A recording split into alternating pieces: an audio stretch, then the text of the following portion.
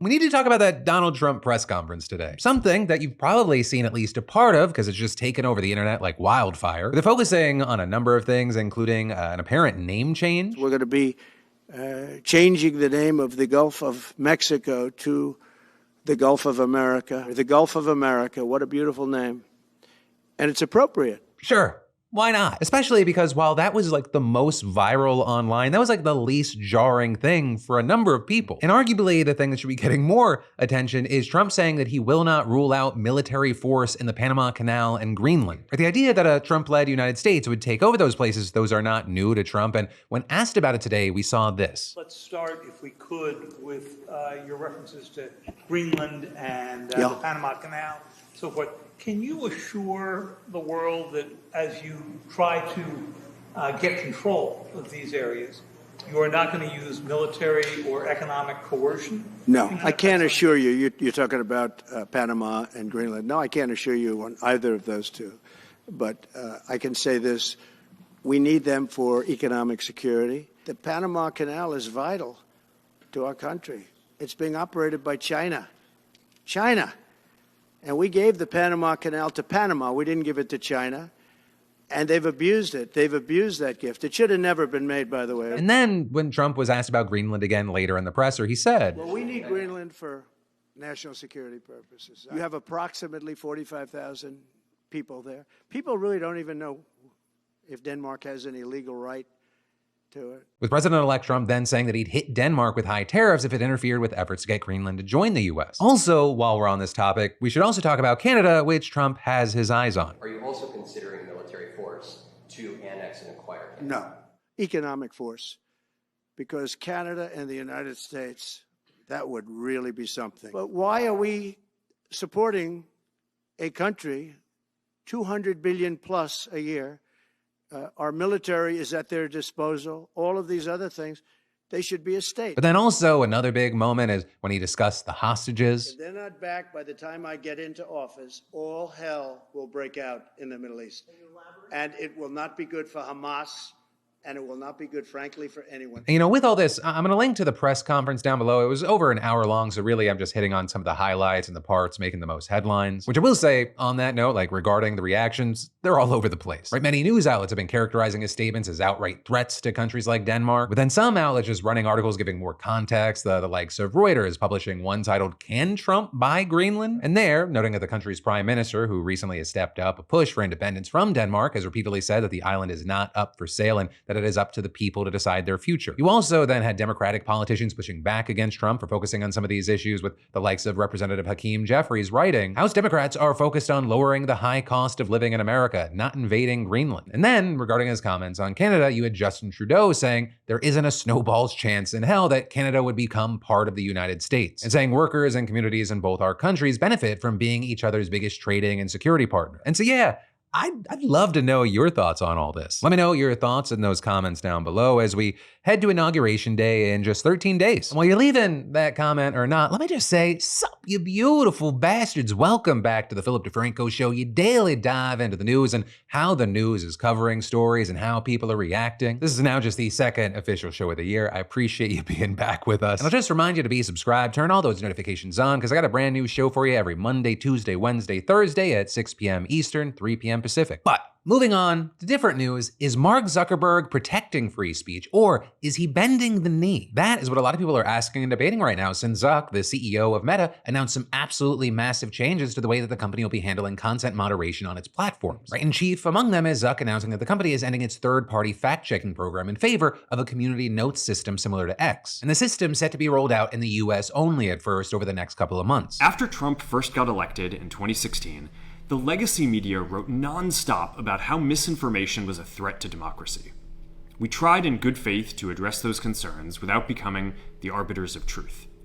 But the fact-checkers have just been too politically biased and have destroyed more trust than they've created, especially in the US. And with that, it's true, Meta launched its initial fact-checking system way back in 2016, shortly after Donald Trump was elected. And it worked by running information on its platforms through third-party fact-checkers certified by the International Fact-Checking Network and the European Fact-Checking Standards Network. And this program eventually involved more than 90 organizations that would fact-check posts in more than 60 languages. So in the US, for example, that included groups that you may have heard of, such as PolitiFact and FactCheck.org. And according to Meta's website, the first step in the process would be identifying potential misinformation, which would be done automatically by way of community input or through the efforts of fact checkers. Then the next step would be reviewing the content with fact checkers labeling content false, altered, partly false, missing context, satire, or true. And from there, Meta said that it would work to ensure that people are clearly informed about misinformation, that fewer people see misinformation in the first place, and that repeat offenders are dealt with in some way. Right? And those fact checking measures applied to any posts on Facebook, and then they expanded to include Instagram in 2019 and Threads last year. Now, notably, with all that, according to places like the New York Times, multiple studies have shown that interventions like Facebook's fact checks were effective at reducing belief in falsehoods and reducing how often such content was shared. On the other hand, some say the community notes approach is less effective, at least on X, where they require consensus from users with varying perspectives before a fact check is published. Right? And according to the Poynter Institute, for example, less than 10% of community notes drafted by X users actually end up getting published on the platform. And with that, we now have several digital rights groups already condemning Meta's decision. The executive director of Accountable Tech, for example, describing the decision as a gift to Donald Trump and extremists around the world. But then also someone from the advocacy group Free Press saying Zuckerberg is saying yes to more lies, yes to more harassment, yes to more hate. And also a big thing is that Meta's own fact-checking partners are reportedly pushing back on Zuckerberg's characterization of their work as biased or censorship, saying that they had no role in deciding what the company did with the content that was fact-checked. And also with all of this, of course, you have many saying fact-checking has become more politicized, with Axios being one outlet to share research saying this has contributed to a decline in the number of fact-checking sites globally. Like in North America, for instance, the number of active fact-checking sites reportedly decreased from 94 to 90 from 2020 to 2023. And also with this isn't the most shocking, right? We've already seen Zuckerberg and Meta kind of backtracking on this issue before. Right, last August, for example, Zuckerberg claimed that the Biden White House pressured Meta to censor COVID-19 content during the pandemic. And now, with this latest announcement, Zuckerberg really seemed to be weighing in on this larger conversation rather than a specific case. There's been widespread debate about potential harms from online content.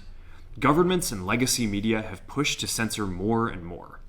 A lot of this is clearly political, but there's also a lot of legitimately bad stuff out there. Drugs, terrorism, child exploitation. These are things that we take very seriously, and I want to make sure that we handle responsibly. So we built a lot of complex systems to moderate content. But the problem with complex systems is they make mistakes. Even if they accidentally censor just 1% of posts, that's millions of people. And we've reached a point where it's just too many mistakes and too much censorship. And with that, the end of this kind of fact-checking, it's just one of the changes meant to deal with what's been referred to as the censorship problem, right? And so for instance, with that, Meta will reportedly stop limiting political content, with Zuckerberg also saying that Meta will be removing restrictions on topics like immigration and gender that are, in his words, out of touch with mainstream discourse. And then, in addition to all that, you have him revealing that Meta's trust and safety and content moderation teams would be moved from California to Texas, with him saying there that that would, quote, help remove the concern that biased employees are overly censoring content. And then, in addition to all that, Meta will reportedly be refocusing its automated filters on scanning for what he called illegal and high-severity policy violations such as terrorism, child sexual exploitation, drugs, fraud, and scams, relying on users to report low-severity violations before it takes action. And with all this, you had Zuck notably acknowledging the potential downside. The reality is that this is a trade-off. It means we're going to catch less bad stuff, but we'll also reduce the number of innocent people's posts and accounts that we accidentally take down. With all this, one of the things that's been very interesting to look at is the kind of variation in the media's coverage of this story, right? When you look out, you see CNN, for example, emphasizing in a headline the fact that Zuck has acknowledged that more harmful content will appear on Meta platforms now. But then on the other side of this, you have Fox News painting a more positive picture, highlighting the idea that this is about free expression. Then another Fox News article documenting how many conservatives are celebrating this as a huge win for free speech. Also, another big thing is that many outlets, including the likes of the New York Times and the Washington Post, for example, they are emphasizing the timing of this decision, which comes less than 2 weeks before Trump's taking office. And a big thing there is that even Zuck himself seemed to suggest that the outcome of the election played a role. The recent elections also feel like a cultural tipping point towards once again prioritizing speech. So we're going to get back to our roots and focus on reducing mistakes, simplifying our policies, and restoring free expression on our platforms. And with all that, you had Zuckerberg saying that Meta would work with the incoming Trump administration to promote free speech around the world. We're going to work with President Trump to push back on governments around the world that are going after American companies and pushing to censor more. The only way that we can push back on this global trend is with the support of the US government. And that's why it's been so difficult over the past 4 years when even the US government has pushed for censorship. By going after us and other American companies, it has emboldened other governments to go even further. With Zuckerberg here citing Europe, for example, as one place with, quote, an ever-increasing number of laws institutionalizing censorship and making it difficult to build anything innovative there. With that, looking at how people are talking about this, interestingly, you have the Wall Street Journal saying that Meta's decision to remove restrictions on certain types of speech, it echoes the approach taken by Musk after he bought X. Which on that note, Musk actually reshared a post celebrating Meta's decision to implement X-style community notes. Also, regarding the timing of the Meta announcement, you had multiple outlets, like NBC News in this case, describing the changes as part of a broader effort among CEOs and business leaders currying favor with the incoming Trump administration. And to that point, Meta, along with several other tech companies, they've all donated $1 million to Trump's inaugural fund. Also with Zuckerberg, he dined with Trump at Mar-a-Lago back in November. And then internally within the company, they recently appointed Republican Joel Kaplan to lead its policy team, as well as announcing that UFC's Dana White, a longtime supporter and friend of Donald Trump, would join its board. And so of course, with all this, depending on where you're going on the internet, very different reactions. You go one place, you see a lot of people raising concerns about the possibility that Meta is doing this to appease Trump and saying that the changes here are going to make misinformation worse. But then you go to a different corner of the internet and you see people praising the decision and seeing it as a huge win for free speech. And so with all that, I gotta pass the question off to you. What are your thoughts around this news with Zuckerberg and Meta's changes? But then let's go from something that's gonna affect so many people to something more specific, right? Because I wanna talk about John Harrell and a question, which is how many push-ups do you think you could do in one sitting? 10, 50, 100? How about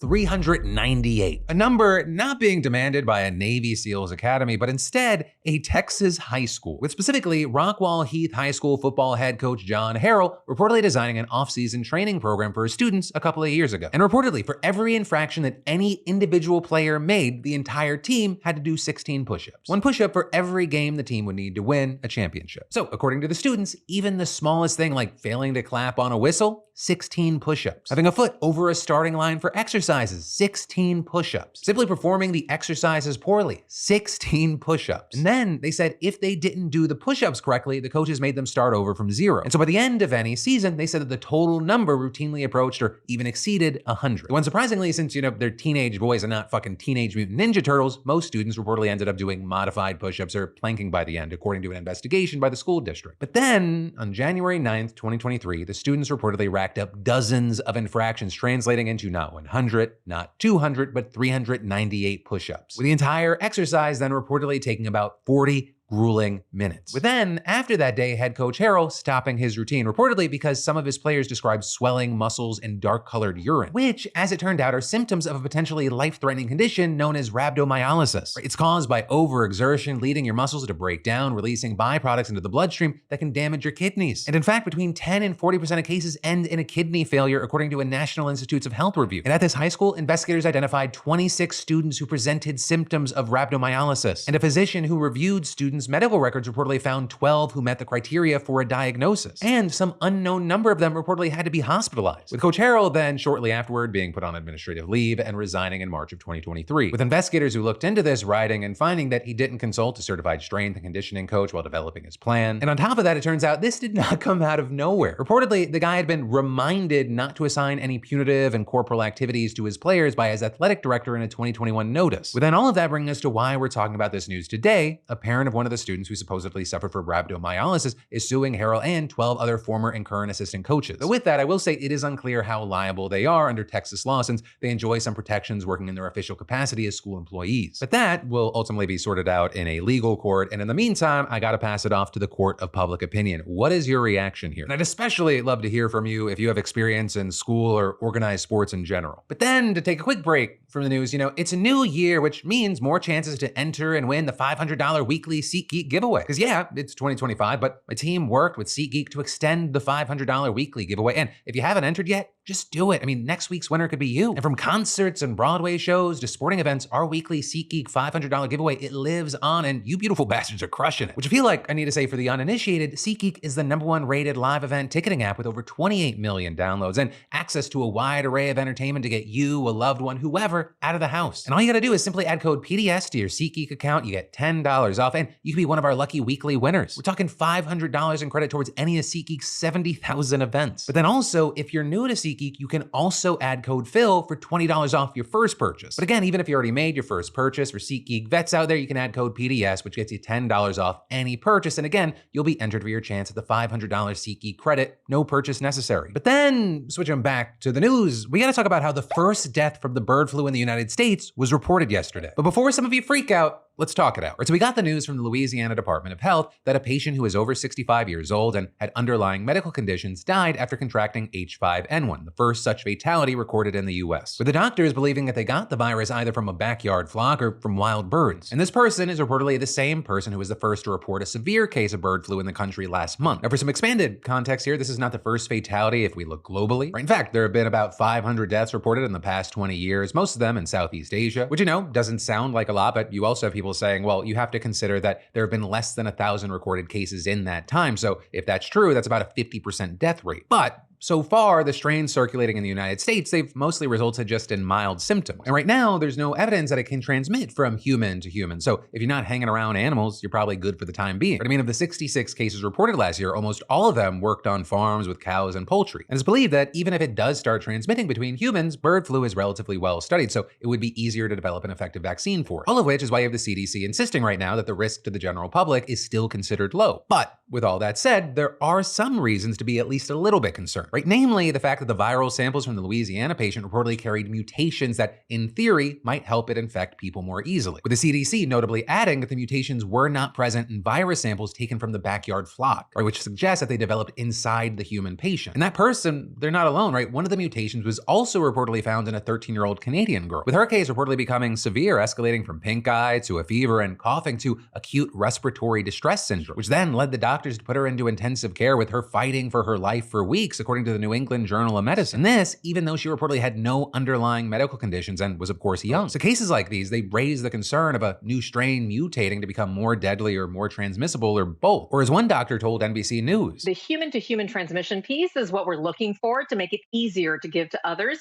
We do not have any evidence of that case, although this case in Louisiana signals that the virus is, mutating in a way where it could be possible. So nothing about a pandemic today, but that's what we're watching for. Now, with the concern around this spreading, we should also talk about the other thing that's out there. Because if you go online, you might be seeing a lot of reports right now about a virus that you've never heard of before spiking in China. Right? And that is called the human metapneumovirus, or HMPV for short. And I'll say with that we do not have reliable data on the number of cases there right now, but the CDC is closely monitoring the situation. But there's also, as videos of crowded hospital rooms have been getting passed around on Weibo, sparking fears of a new outbreak, which, as some going, oh God, that sounds familiar. In central China, a man has died following an outbreak of an unknown pneumonia-like virus. But before you just start running around making yourself crazy, let me try to dispel some of those fears and say to you that HMPV is very, very different from COVID-19, right? First of all, it's not novel. In fact, researchers say that it's been circulating in humans for at least 60 years, so you've probably had it. And that's because it's one of several respiratory infections that go around every winter. You get it, you might not even know what it is or care, and then it passes. So you have experts saying that a spike in cases of HMPV and other acute respiratory infections, it is normal for this time of year. With a doctor at UC Davis explaining it's very similar to RSV. It just causes a little bit different symptoms and infects at different ages and a little different time of year. And in fact, it's so similar that researchers are trying to develop a vaccine that protects against both viruses in a single shot. Now, of course, if you are an infant, elderly, or immunocompromised, or if you have pre-existing conditions, you're at a greater risk of a severe case. But in higher income countries, death is very rare with this. Now, after hearing all the facts with the two situations that we're talking about, you might be wondering, well, then why all the panic from news and social media? Well, the answer is it's kind of PTSD. Right? The coronavirus pandemic was like a big punch to the back of so many people's heads. And ever since, you've got people looking back over their shoulder. Or as a senior scholar at the Johns Hopkins Center for Health Security told the Washington Post, there's just this tendency post-COVID to treat every infectious disease, anything, as an emergency when it's not. You wouldn't probably be calling me in 2018 about this. But of course, if you are still worried, you can protect yourself in basically the same ways that you could do for the cold, the flu, and the coronavirus. Wash your hands, ventilate your air, and stay away from nasty motherfuckers coughing on the subway. Which,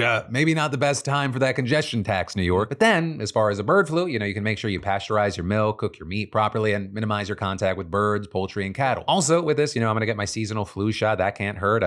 While it doesn't protect against bird flu, and a bird flu vaccine isn't available to the general public, just staying generally healthy, it helps protect against infection. Plus, it's believed that if you're unlucky enough to get infected with bird flu and a seasonal flu at the same time, that could give give the bird flu a greater opportunity to mutate, with it even potentially swapping genes with the seasonal flu and stealing its powers of transmission. But, for now, that does not appear to be what has happened, and hopefully everything is gonna be fine, and it actually is fine, and that clip is not the beginning of a documentary about how bird flu fucking killed everybody.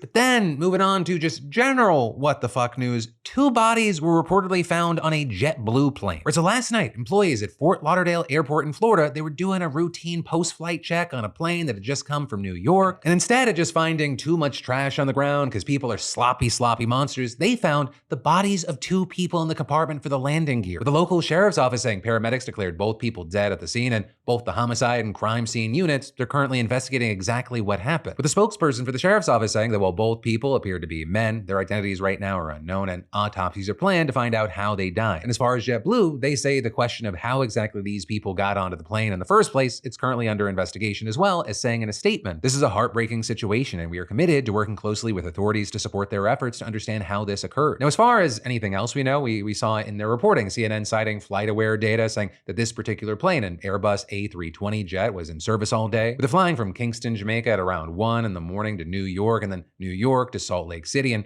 then back to New York before ending the day in Fort Lauderdale. But then also what's crazy, and it makes me wonder how often this happens, this is the second time in a matter of weeks that a body has turned up on the wheel well of a plane. Right on Christmas Day of all days, a body was found in the wheel compartment of a United Airlines Boeing 787-10 after flying from Chicago to Hawaii. But this also is you have outlets like the New York Times reporting that people have been trying to use the wheel wells and landing gear compartments to travel for free for a long time now. Though this also is often those attempts have been proven deadly. Or they could be crushed by the landing gear when it's tucked back into the plane. They could fall out when the landing gear comes out. And that's without mentioning that those compartments, they're not meant for people. So they're not pressurized or heated, which is a huge problem when you're at altitude and temperatures are well below freezing. In fact, you had the Times saying that most stowaways, they die of hypothermia. And although we don't know for sure yet whether the JetBlue guys were stowaways, the problem is becoming more and more pressing for airlines, even inside planes. Or you have things like Thanksgiving week when a woman without a ticket boarded a Delta flight and made it from New York to Paris before she got arrested. Or then, like a few weeks later, when someone tried to hitch a ride on another Delta flight from Seattle to Honolulu. Though, I will say in that case, they were found while the plane was taxiing for takeoff. And so with that, according to a former Department of Transportation Inspector General, this presents serious risks. With them saying, this keeps happening. People are getting onto the airport property and getting into an aircraft, and it poses a huge security danger for the aircraft. These people were apparently just trying to get someplace, but it could have easily been someone attempting to attack aviation. But then, moving on to other big news that we should talk about, President-elect Donald Trump and congressional Republicans are now pushing new legislation to combat illegal immigration and beef up border security. All of which comes as Mexico and the Biden administration have scaled up their own immigration enforcement so much that arrests at the southern border are lower than when Trump first left office. With some of the numbers that Reuters received showing that 47,000 migrants were arrested at the Mexican border in December, which if you're unfamiliar might sound like a lot, but that is far less than the 250,000 just a year prior and 24,000 less than when Trump was leaving office. Right, and this is during Biden's first years in office, there was a massive spike, but since then there's been a crackdown alongside deals with Mexico and other nations to help. Right, and part of that strategy was to prevent things like massive migrant caravans that make their way from Mexico to the US border at their source, southern Mexico. And according to a former chief of Mexico's immigration agency, that means dispersion and exhaustion. You see, according to reports from outlets like the Associated Press, Mexican authorities will let the caravans form in the south. Then they'll let them walk up to a week, and when they're finally tired, officials will swoop in with offers to help. And this includes giving bus tickets to other areas of the country where their immigration status will then be reviewed. Though with that, you had one Venezuelan migrant describing it to the Associated Press like this, saying immigration officials told us they were going to give us a permit to transit the country freely for 10, 15 days, and it wasn't like that. I mean, they left us dumped here without any way to get out. They won't sell us bus tickets, they won't sell us anything. With one such destination being the struggling tourist city of Acapulco, which had about 100 migrants dropped off at the city recently. Something that angered the migrants who claimed that they specifically negotiated to be taken to cities with work opportunities, which Acapulco lacks. And across Mexico, you see similar stories with small groups of migrants taken from caravans and dispersed, albeit far from the US border, to help reduce their concentration. And with this tactic, we've seen mixed reactions. President Claudia Sheinbaum has hailed the approach as a humanitarian win as it allows migrants to leave the southern parts of the country with help from authorities. But this, as critics claim, that it makes migrants even more vulnerable to the cartels that already target them, especially because they're sometimes dropped off in dangerous cartel territories. But also, with that being said, right, this really hasn't changed the Republican stance that more needs to be done at the border as well as illegal migrants still in the US. Which then brings us to Congress, which started its new session yesterday, and they have hit the ground running, with the House passing the Laken Riley Act today. And that makes the bill, which is named after a nursing student who was murdered by an undocumented migrant, the first to be passed by the new Congress. And it's mainly focused at giving states' attorneys general the power to sue the federal government if they can show that their states are being harmed because of a lack of immigration enforcement. And very notably here, the legislation passed with broad bipartisan support from 48 Democrats who joined all Republicans in supporting the bill. And this, as there's already been a version proposed in the Senate, with the majority leader working to put that up for a vote this Friday. However, there it might be a bit more of a fight in the Senate, as 8 Democrats would need to sign on to pass the 60-vote hurdle. But we have seen at least one Democrat, Senator John Fetterman, signing on as co-sponsor to the bill. And it's also been reported that there are a few others who could potentially vote in favor as well. But with whatever happens there, it's believed that this is kind of just the first step or the first thing towards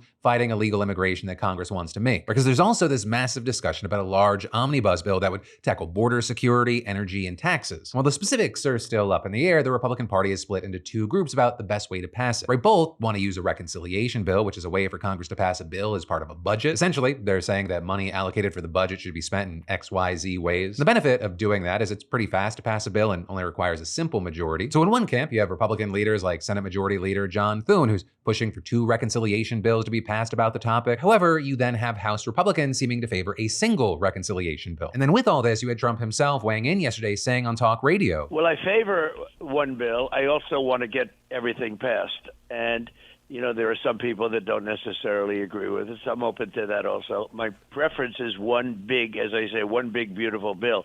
Now, to do that takes longer. You know, to submit it takes longer, actually. But so it's a longer process. I would say that I'd live with that. I believe we'd get, I don't know, to me it just is it's cleaner, it's nicer. We also saw Trump answering a question that a lot of people have been wondering about, what about the so-called dreamers? Right, the people in the country protected by DACA who often were brought to the US as children by their parents and they've lived their entire lives here. Well, while Donald Trump tried to repeal DACA in 2017 but was stopped, it appears he might be more open to letting them stay, telling Hewitt, "I don't think it has to be in that bill, but I'm okay with talking about the dreamers. It's been a long time. Everybody's been talking about the dreamers. These are people that have been here since, in many cases, birth. They've been here for, many years. They were very young, and now they're middle-aged people. In some cases, they're old people. It's been talked about, and I'm certainly open to talking about it." Which, I will say, if you go online, has gotten some pushback from MAGA-aligned accounts on Twitter, with some responding by saying Trump tells Hugh Hewitt he's willing to make a deal on dreamers. All that does is encourage more to come and wait till the next amnesty, saying Trump is betraying the American worker and the communities overrun by illegal invaders. So I will say this, as others are more open to the idea of letting dreamers stay, saying, "I think Trump is right to grant amnesty to dreamers on the condition that they immediately obtain citizenship. The reasoning is simple. They did not choose to come here illegally. They were brought here as children by adults. They grew up here, went to school here, work, and pay taxes here. It's the only home they have ever known. Deporting them because an adult brought them here is not fair or right. They deserve a chance to be citizens. If they commit crimes or choose not to become citizens, then deport them. If not, let them be citizens." I will say that the split here, it's not that surprising, even amongst Republicans, because something like 81% of Americans support citizenship for dreamers. And in fact, according to a Gallup poll from June of 2024, a majority of Americans across both parties agree that dreamers should be allowed to stay. But with all that said, for now, we're gonna have to wait to see what happens with this reconciliation bill. Currently, a lot of the focus is on, is it gonna be one bill or 2 bill, rather than all the specifics that would need to get into it. Because, like with all things, the devil is in the details, and depending on the size of this thing, which it is expected to be huge, it's just what kind of huge, that's a lot of details. And even if they only need a simple majority to pass it, we're looking at kind of razor-thin margins, especially in the House. But then from that, finally, today, let's talk about yesterday in some commentary brought to you by BeautifulBastard.com, where right now, not only can you get that $20 mystery box tee, where you can grab yourself what I think is the comfiest blanket in the world, the comfiest fuzzy socks in the world, and our seasonal candles and beanie, plus a whole lot more, once again, over at BeautifulBastard.com. But with that said, jumping into those comments, there were plenty of comments about Elon Musk. Right, yesterday we dove into how he's been trying to sway things not only in the United States, but Canada, Germany, and the UK. And with that, a number of y'all were saying things like, Elon seems to be advocating for whomever would allow him to do whatever he wants. I can't see how he'd have the time to be well educated enough on all the political issues of each of these countries' elections to actually provide a meaningful endorsement that citizens should care about. Some responding there that he's just trying to become a global oligarch. Others saying Elon is the champion of free speech, where free speech means speech he agrees and aligns with. Others saying, so Musk is exactly who the right always said Soros was. Let this be another lesson in that accusations are very often in confessions. While you definitely had many people agreeing with that, there were also people that would pop up saying, this is just kind of a more transparent version of what's happening on the left and right with rich people in general. Also, on the kind of more broad subject in general, you had people saying backsliding democracies and billionaire oligarch interests are two of the biggest problems we'll face this century, with number one being climate change. With others replying there with things like backsliding democracies could have been avoided if the government's actually paid attention to its citizens when they were sounding the alarm on their path 5 to 10 years ago. As well as D. Larkin adding, plus the increase in misinformation, disinformation, and AI. People struggle to agree on the truth as it is, never mind in the future with more and more credible looking doctored images and videos. And adding, not to seem dramatic, but it honestly gives me nightmares. We'll be living in a Black Mirror episode. But then in addition to all the Elon talk or the things connected to that, you had people talking about the honey situation. And in fact, there were even some YouTube creators in the comments saying things like, I'm so mad at the honey situation. I've been promoting them unsponsored for years because I thought it was a great service. In the beauty space, we live off of affiliate codes, and I didn't realize that I was sabotaging myself by trying to help my audience save money in different ways. I joined Legal Eagles class action, and I hope they pay out the nose for what they did. Meanwhile, you had others just commenting that it's been wild to watch all this unfold in real time. And this is you had others saying, this is only part of the story. We're saying that Megalag split his investigation into different parts. But with all that said, for now, that is where we're gonna leave it. But remember, the Philip DeFranco Show isn't just a news show. It's a conversation. So if you have thoughts, opinions, reactions to anything and everything we talked about today, let me know what you're thinking in those comments down below. 1, I just find it interesting, and 2, you might be a part of this segment tomorrow. But until then, for more news you need to know, click or tap right here. And of course, as always, my name's Philip DeFranco. You've just been filled in. I love yo faces, and I'll see you right back here tomorrow.